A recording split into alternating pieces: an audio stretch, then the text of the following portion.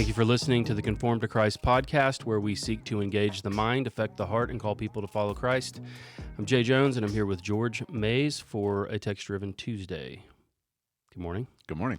And we're back in Hebrews, the Hebrews series that George is doing, and today we're looking at Hebrews chapter 7, verses 11 through 28. So if you follow along in your Bible, you want to grab and go there. It's a couple weeks early, so scrambling a little bit. You and your COVID, Jay. Yeah.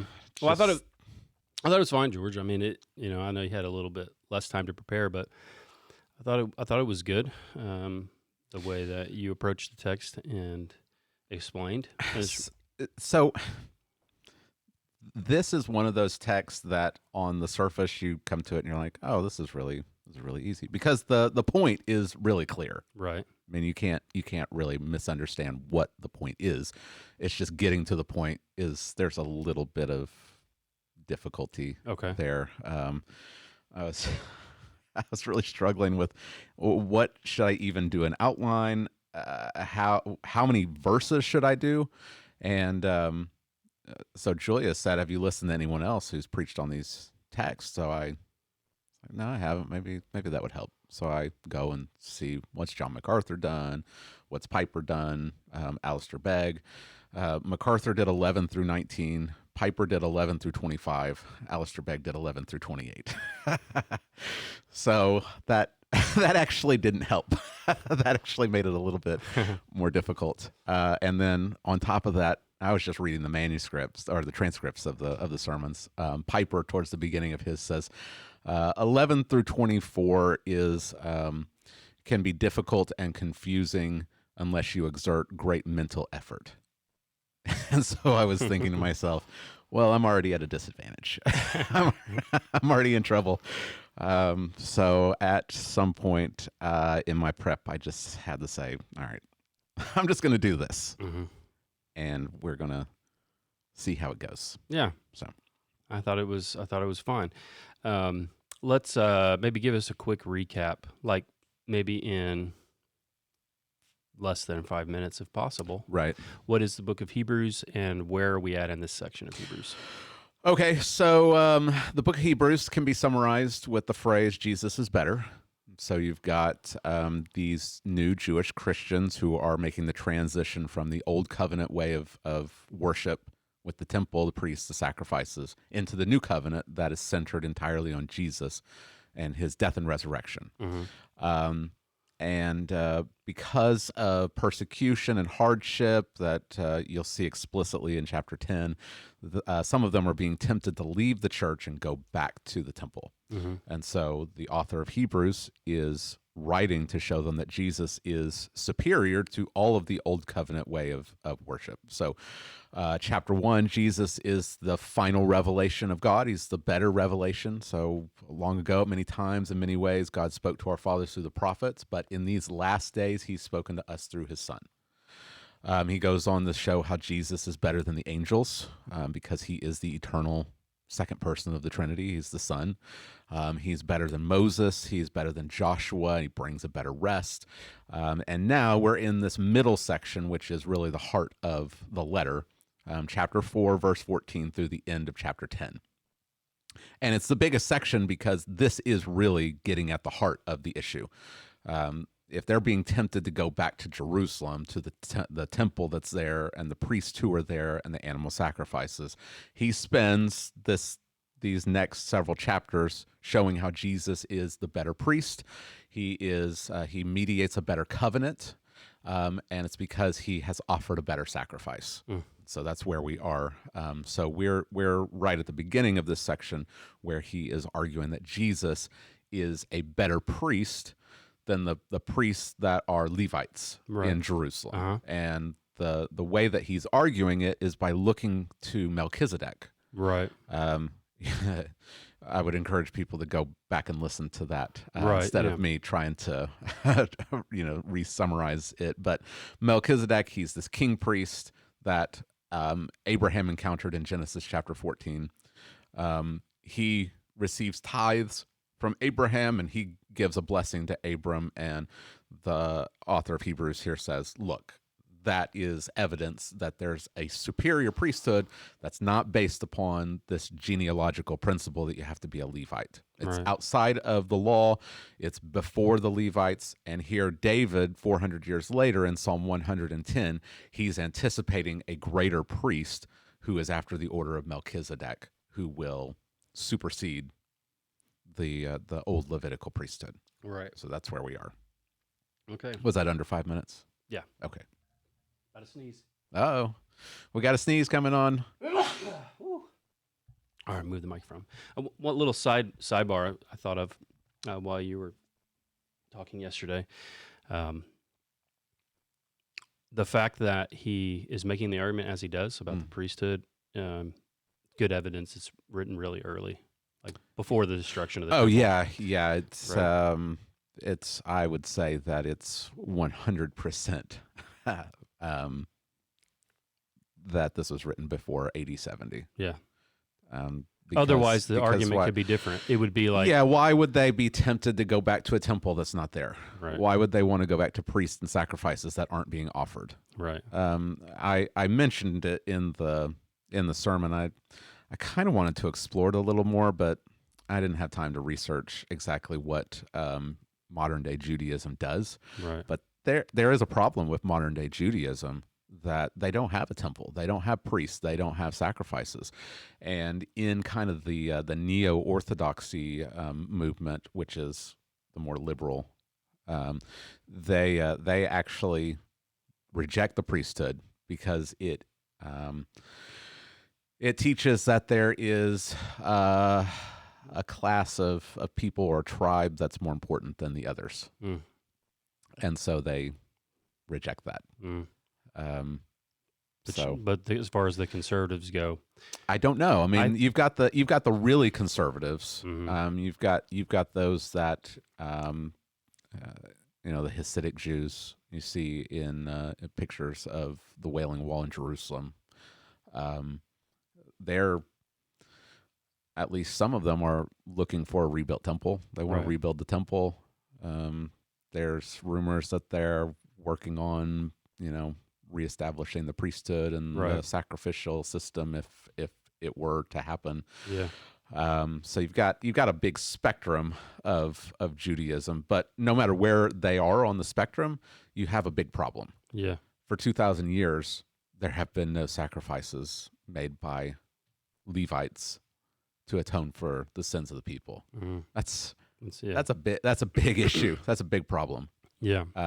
Because if you don't have those things, how are you going to have fellowship with God? Mm-hmm. Yeah, and that was kind of the main idea of this sermon. Is you said you had an opening illustration about Michelangelo and kind of shooting too low with your goals. Yeah, and then you applied that to the Christian life, and you say, like, what is the goal of your Christian faith? Right. And then you said that, and people sometimes don't sit down and actually think about it, that the goal of the Christian faith is not to have, prosperity in this life. Though some would think that. They say, if you become a Christian, your life will be better. That's definitely not the goal of the Christian life. Because a lot of times you become a Christian, your life get worse, right? Yeah. Your parents may turn on you before becoming a Christian, or your kids, Yeah. or you may, in some countries, start to be persecuted. Right. And the goal of the Christian life, if you're just shooting for heaven, that's too low too. Yeah. But the goal of the Christian life is to get to God, Right. to get direct access to Him, like what Adam and Eve enjoyed in the garden before the fall, Right. where they walked with God and talked with God face to face. And that's the goal of the Christian faith. Right. And so the main point you stated up front is the only way to get to God is Jesus's priesthood. Right. And that's it has to come through a priesthood. Yeah. That's a non-negotiable. And so that's you what... cannot approach God on your own. You have to have a priest. Yeah. And so you did a good job the way you kind of made your points, because the points are like all interwoven throughout the text. So it's hard to preach this line by line. Yeah, like in a that was the biggest problem I was having, because I'm really a linear sequentially guy. And when I come to a text like this, I can't preach it. It really gives me the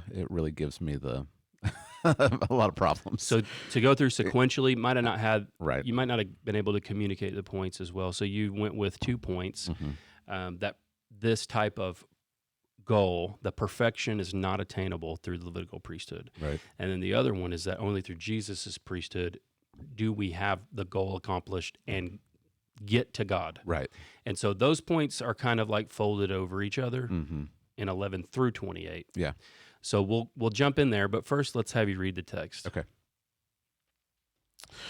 All right. Hebrews chapter 7, beginning in verse 11.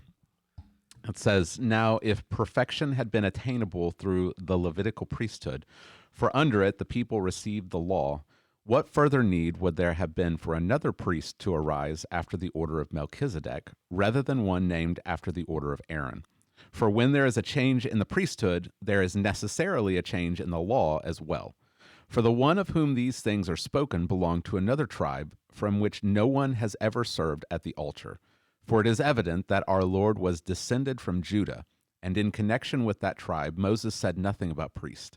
This becomes even more evident when another priest arises in the likeness of Melchizedek, who has become a priest not on the basis of a legal requirement concerning bodily descent, but by the power of an indestructible life. For it is witness of him, you are a priest forever after the order of Melchizedek. For on the one hand, a former commandment is set aside because of its weakness and uselessness, for the law made nothing perfect. But on the other hand, a better hope is introduced, through which we draw near to God. And it was not without an oath. For those who formerly became priests were made such without an oath, but this one was made a priest with an oath by the one who said to him, The Lord has sworn and will not change his mind, you are a priest forever. This makes Jesus the guarantor of a better covenant. The former priests were many in number because they were prevented by death from continuing in office, but he holds his priesthood permanently because he continues forever. Consequently, he is able to save to the uttermost those who draw near to God through him, since he always lives to make intercession for them. For it was indeed fitting that we should have such a high priest, holy, innocent, unstained, separated from sinners, and exalted above the heavens. He has no need, like those high priests, to offer sacrifices daily, first for his own sins and then for those of the people, since he did this once for all when he offered up himself. For the law appoints men in their weakness as high priest, but the word of the oath, which came later than the law, appoints a son who has been made perfect forever." All right. So let's jump in and I'll tell you before we begin our discussion that last part of chapter 7 is so rich that we're going to go back to it on Sunday. okay. So we're going to go look again at Jesus's priesthood on Sunday. The last part of chapter 7? I think we might start at verse 20 and go through the end of the chapter again, and really try to focus in on the perfection of Jesus. 20 through 28? Yeah. Okay. So that's why I kind of did kind of a quick sweep Right. over it, because I think that there's just so much there. We just need to be reminded of who our high priest is. Mhm. Okay, so point 1 is perfection is not attainable through the Levitical priesthood, which is how he begins in verse 11. Now, if perfection were attainable through the Levitical priesthood, always good when your point is like right there. So there's your point. Right. Perfection is not attainable through the Levitical priesthood. So let's not like re-preach it. Yeah. Let's give us the points as you go through 11 through 28, because we'll kind of go through it twice, right? 11 through 28 from the first point, 11 through 28 through the second point. Right. The weaknesses. Why can the Levitical priesthood not attain perfection and actually bring us to God? Right. And I think the first thing we need to be sure we define is, what does he mean by perfection? What's that mean? Because if that's the goal, perfection, what does that mean? And I think we see what it means when we jump down to verse 18 and 19, because there's kind of a parallel going on. He says, on the one hand, a former commandment is set aside because of its weakness and uselessness, for the law made nothing perfect. All right. But on the other hand, a better hope is introduced through which we draw near to God.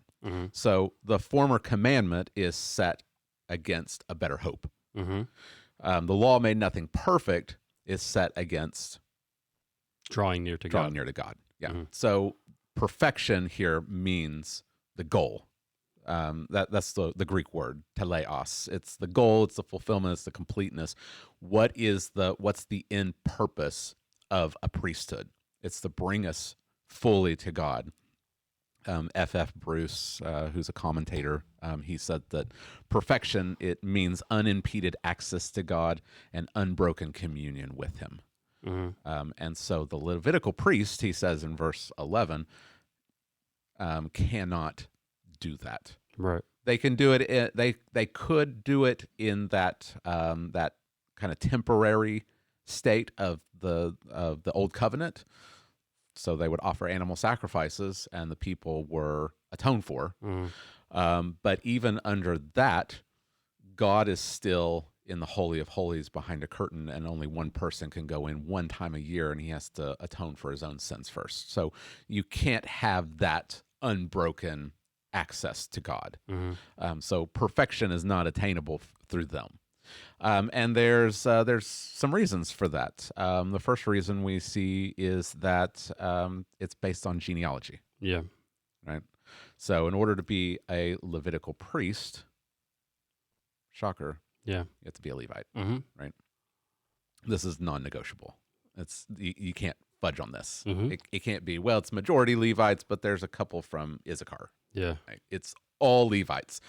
You look at Nehemiah chapter 7, the exiles have returned. They're kind of looking at genealogies.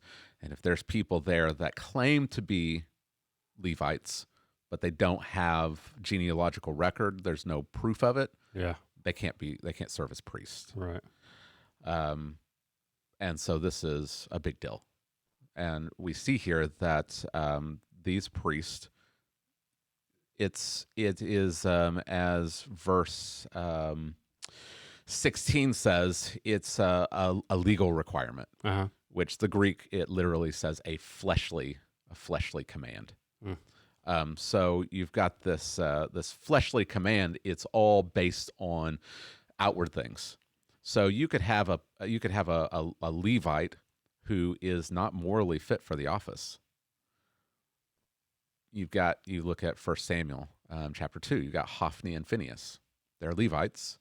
They're descended from Aaron. They're called sons of the devil, right? Why are they Levites in the first place? Why are they priests? Why are they serving at the altar?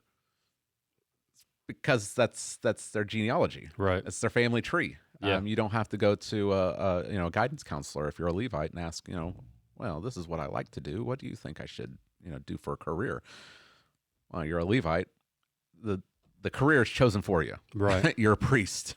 That's what you're going to do, whether you want the job or if you are morally fit for the job. That's it. Yeah. And so that kind of person can't bring you to God. Right. Genealogy cannot bring you to God. Yeah. Right. And to go along with this, it's temporary. Yeah. Like this priesthood is temporary because you jump over to verse 23, and it says the former priests were many in number because they were prevented by death from continuing in office. Yeah.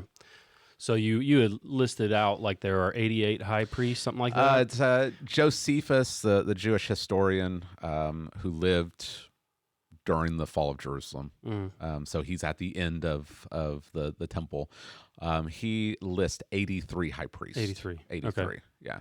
And that's not counting all the other priests. That's just counting the high priest. So we're talking, depending on how many sons they have, Right. we're talking hundreds of priests. So they're numerous because they die. Right. Why do they die? Well, that's the next Right. that's the next limitation. Right. Is that the priesthood, the Levitical priesthood, it's operated by sinners. Yeah. Right. That's what it says in verse 27. Says that it's comparing Jesus and this high priest, but it says that those high priests, they have to offer sacrifices daily, first for their own sins and then for those of the people.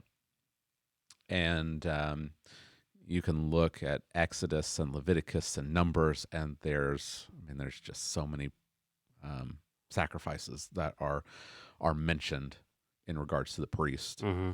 They can't just approach God without sacrifice. I mean, if the high priest went into the Holy of Holies without blood of sacrifice, he's a dead man, right? I don't know. I never you're a backgrounds guy. Mm. I never might double check this. Did they used to tie a rope around these guys? That's kind of the myth that I've heard, but I don't know if it's I don't know if it's actually something that they actually did. I think it's like an oral tradition that's Okay. been passed down. Mhm. I don't think it's not recorded in the Bible that they would do that. So that's kind of that's what's been passed down as oral tradition. Yeah. I guess kind of like John was boiled and survived, boiled in oil and survived. Right. So You have to imagine that they had some kind of backup plan. If if the high priest goes into the Holy of Holies and doesn't come back, like how you go get him, right? yeah. I mean, this is again this gets at the very heart of the issue that would have been for these Jewish Christians. You've got this established worship in Jerusalem, where at the temple, the Levitical priest would offer sacrifices for the atonement of sins. Mm-hmm. And this comes down to the very heart of the issue of how do I know that my sins are forgiven? Mm-hmm. I mean, this is a big ask, right? Like we're not saying Jesus is a tack on to this. Keep doing this and just, follow Jesus. Jesus is the replacement for this. Mm-hmm. And so the apostolic instruction is that you don't need this anymore. You don't go and offer sacrifices anymore for sin because Jesus has atoned for sin. Well, how do I know? Yeah. How do I know? If I stop doing this, how do I know that when I die, I'm not going to go to hell? Yeah. Because my sins haven't been atoned for. So this is a big deal. We don't quite feel that because we're 2,000 years removed from stuff like this. Mm-hmm. I give the example, if all the elders at Christ Fellowship Church just disappeared one day, it would obviously disrupt things, but the church could go on. Like you could still come and you could still sing and you could still pray and someone could read from scripture and teach and worship would still go on. But if all the priests disappeared, like you don't have temple worship. It's not there. Mm-hmm. This is the problem for modern day Judaism. You've got rabbis, but they don't have to be Levites, and they're not offering sacrifices. So what are you doing for the atonement of your sins? And they fudge some with good works and things like that. But that's not what the law commands. That's not what the law commands. The law commands that a Levite has to offer sacrifices for your sin. And so what do you do when your priest has to offer sacrifices for his own sin first? Yeah. How can he bring you this unfettered, unimpeded, unbroken fellowship and access to God if he doesn't even have it? Yeah. Right. So you pile these up and you see that the Levitical priesthood, they couldn't actually accomplish the goal. Mm-hmm. They couldn't actually bring you to God. Right. Because they didn't even have it. Yeah. You could be a Levite and not the high priest, and you couldn't go into the Holy of Holies where God is. Yeah. You don't even have that unimpeded access to God. Mm-hmm. How are you going to bring the people? Yeah. The people are even further back. You can look at a diagram of the temple. You got the temple, the actual temple in the middle, and then you've got walls around the temple. Mm-hmm. The men could come into the kind of the inner court, but they couldn't go into the building. Right. The women couldn't go into the inner court. They had to stay in the courtyard of the women. And then the Gentiles were they were in the furthest. They couldn't come any closer. How are you going to have access to God through that? Mm-hmm. Well, the answer is you can't. Right? And if that's the goal, then something better has to come. Yeah. Yeah, and that's the second point. Only Jesus' priesthood brings us to God. Right. And so this next time we kind of roll through these texts, that's what you brought out, is the superiority of the priesthood of Jesus. So there were 5 ways that he is superior in his priesthood. So walk through those with us. It's my outline within an outline. Yeah. So, But you did a good job that's the thing. If you're going to have that, you've got to have repetition and restate, and you did a good job at that. So yeah. All right. So Jesus's priesthood is not based on genealogy. He's not from Levite. Apparently, by this time, it's common knowledge that he's from Judah. You've got, I think, now I can't prove this, and I didn't find this in any of the commentaries that I was using, but I think this could actually be used as evidence for the early writing of Matthew and Luke. Because how would they know that Jesus was descended from Judah?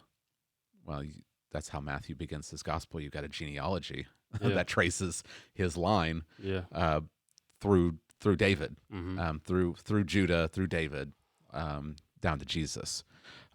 Same with the genealogy in Luke. There's some differences. There's debate over what's going on, but regardless, they both go through Judah.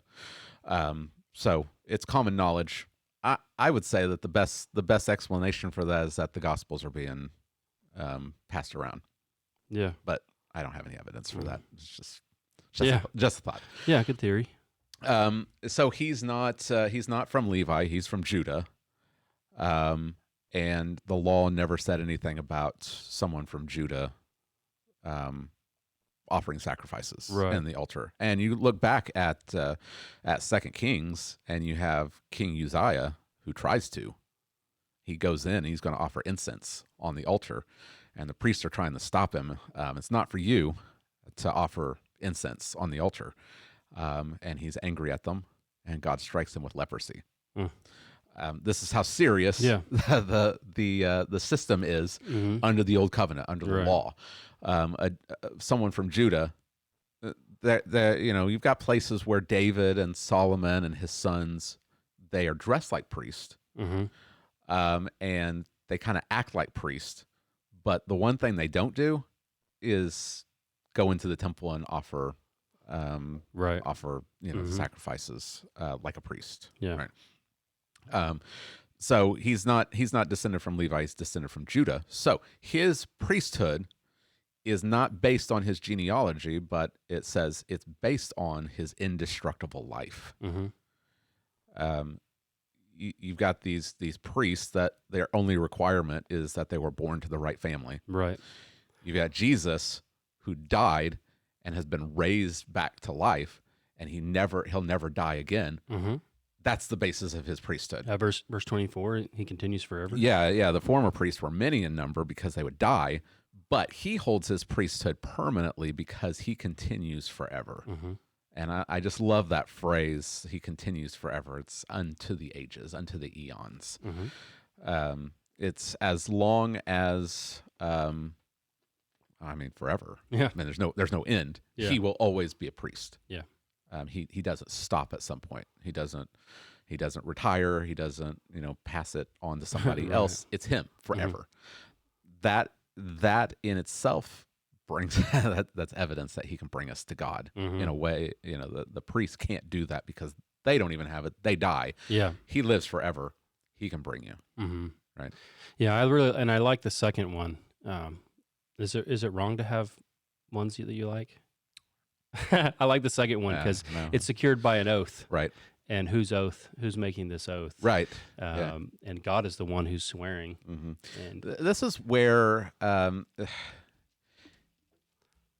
you gotta love the mastery of the writer of Hebrews, just in a literary fashion. As a preacher, it's a little bit more frustrating trying to hold it all together and try to connect the dots. He goes back to chapter 6.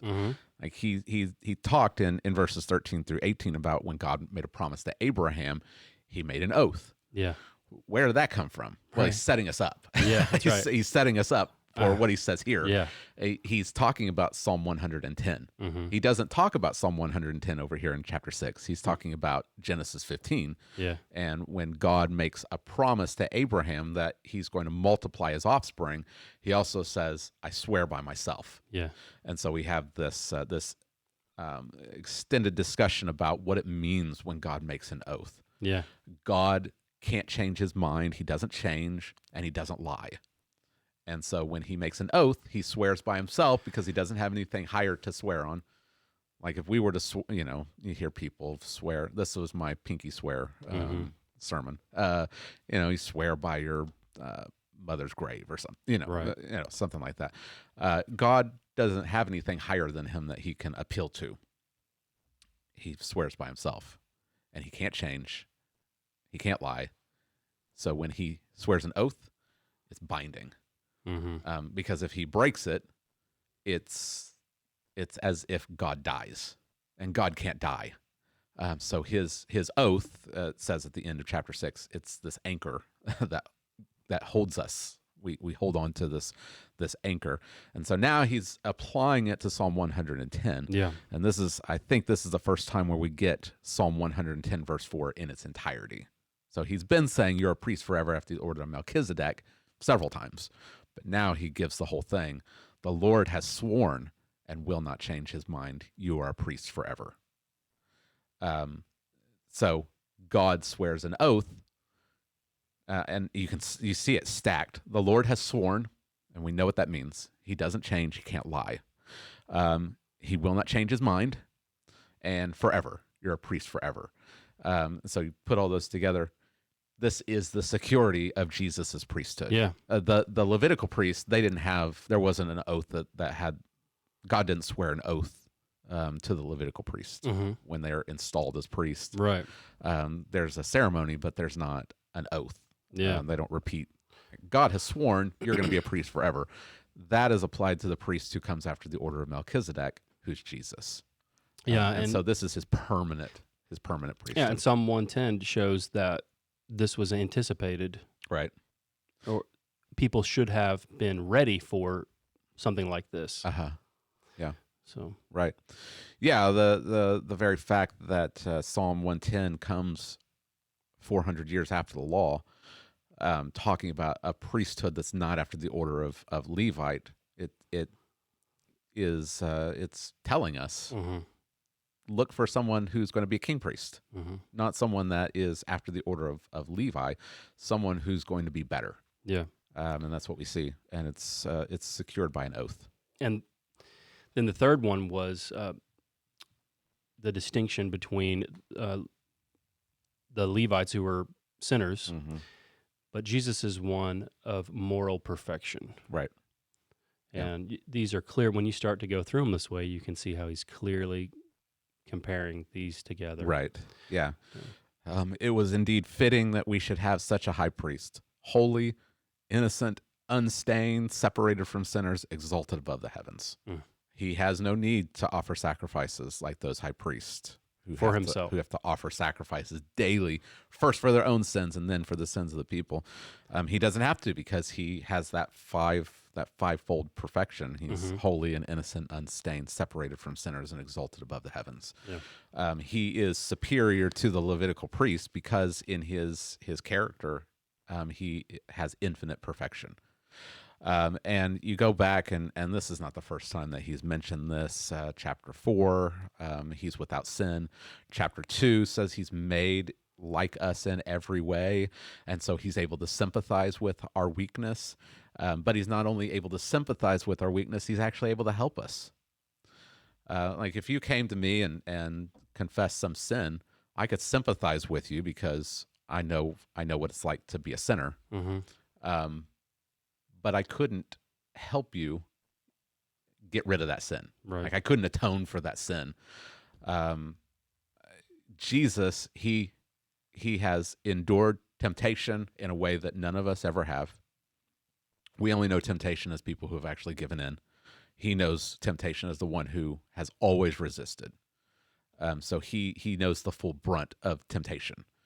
And he's able to sympathize with us, and he's able to help us in our time of need. this is something that those high priests couldn't do because they were sinners also. So they had their own guilt that they had to deal with. Jesus does not. So Jesus' priesthood is based not on genealogy, but the power of a perfect, indestructible life. He's risen from the dead. He continues forever. His priesthood is superior because it's secured by an oath from God. It is superior because he is a priest of moral perfection himself. Mm-hmm. And then fourth, he is a better priest because he offers a better sacrifice. Right.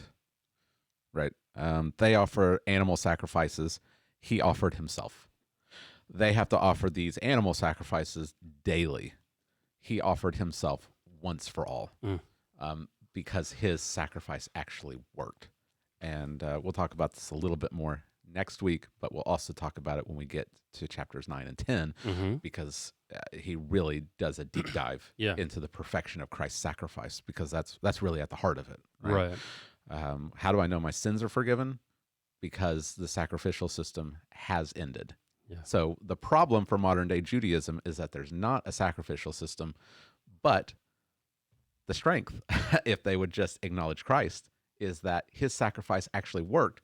And evidence of that is that for 2,000 years, the sacrificial system has been gone, because he made a once for all time sacrifice that actually atoned. Yeah. And then the last one, which you said you'll have an entire section on this. Yeah, I mean, chapter 8 is all about it. Yeah. He's a guarantor of a better covenant. So the superiority of the new covenant. Yeah. So you've got the Levitical priesthood. It's based on the law, the covenant that God made with Israel at Mount Sinai. That's what the Levitical priesthood. It's intricately connected. You can't have one without the other. Right. We go back to verse 11 and 12. If there's a change in the priesthood, there has to be a change in the law. Right. You can't change the priesthood and not change the law, because the law says they have to be Levites. So there's a new priest. It's not Levitical. There necessarily has to be a change in the law. They go together. Right. The priesthood can't bring perfection. The law can't bring perfection. Yeah. So there has to be a new covenant. And chapter 8 we will study what that means. Right. Yeah. When we talk about a new covenant, what does that mean? So we'll look at that more. But needless to say, he makes it explicit in verse 22. Jesus is the guarantor of a better covenant. So you don't have to misunderstand that. It's not another administration of the same covenant. Right. It's a better covenant. Yeah. It's a new covenant. Yeah. And so the end conclusion is only Jesus's priesthood can bring us to God. Yeah, that's the main point of that's the main point. Verses, right? Verse 25. That's the main point. The ESV translates it as consequently. You could translate it as therefore. This is the purpose of it. Consequently, he is able to save to the uttermost, or he is able to save to for all time, perfectly, as opposed to the Levitical priest who couldn't do that. Jesus actually is able to save to the uttermost those who draw near to God. This is present active. So those who continually draw near to God, Jesus saves them through himself, because he always lives to make intercession for them. So he is the ever-living priest who intercedes for his people, and therefore they actually can come to God. Okay. So perfection was not attainable through the Levitical priesthood, but it's not hypothetical. Maybe let's try something new. He actually does do it. Yeah. All right. So this is an outstanding argument, and we can understand it in its historical context, how it's written to people who would be tempted to go back to the Levitical priesthood. Let's now, in our day, 2022, try to draw a little application from it, right? For those that are Christians and those that are listening. What can we draw from this?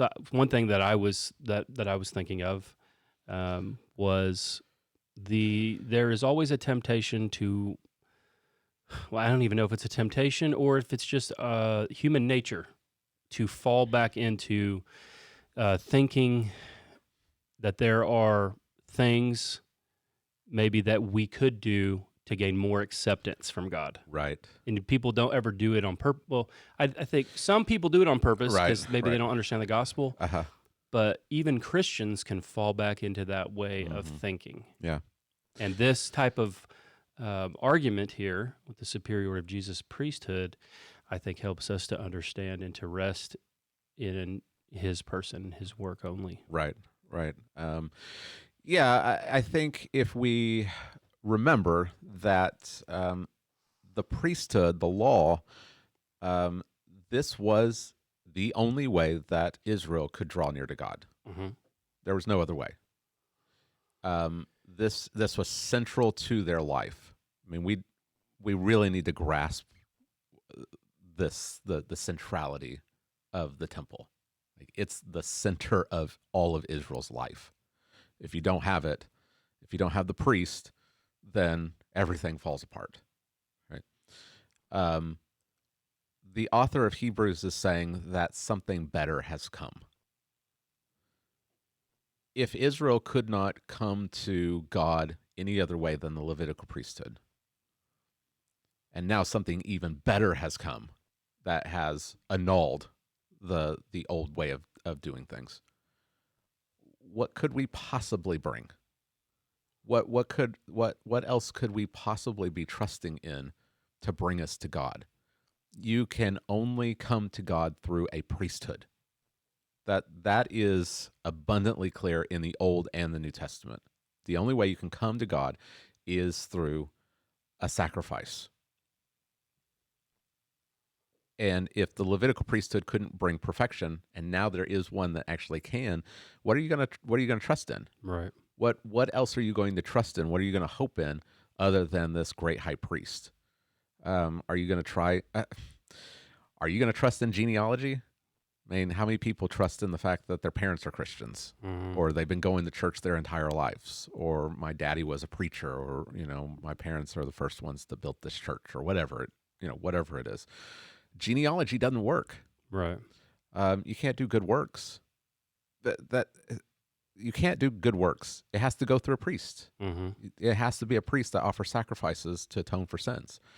Someone has to act in relation to God and man. Mm-hmm. What else are you going to bring?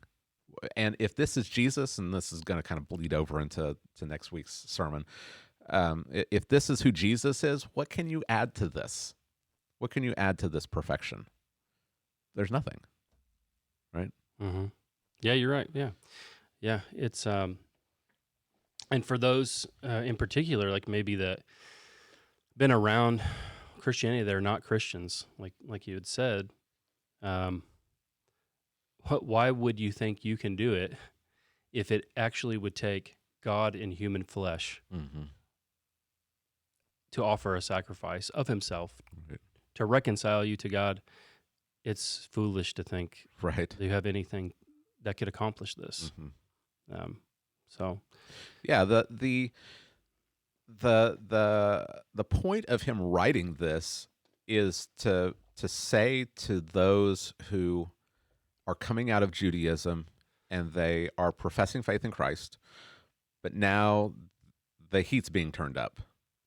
If you're a follower of Jesus, you could get thrown into jail, you could have your property confiscated, you can experience suffering, and so they're wanting to go back to Judaism. And the point is, why would you go back to something that has been made obsolete? mm-hmm. Why would you go back to something that is weak and useless, that doesn't actually bring you to God? So to leave Jesus is absolute madness. Mm-hmm. It's absolute folly. And that's not just true for people in Judaism, that's true for Christians. Yeah.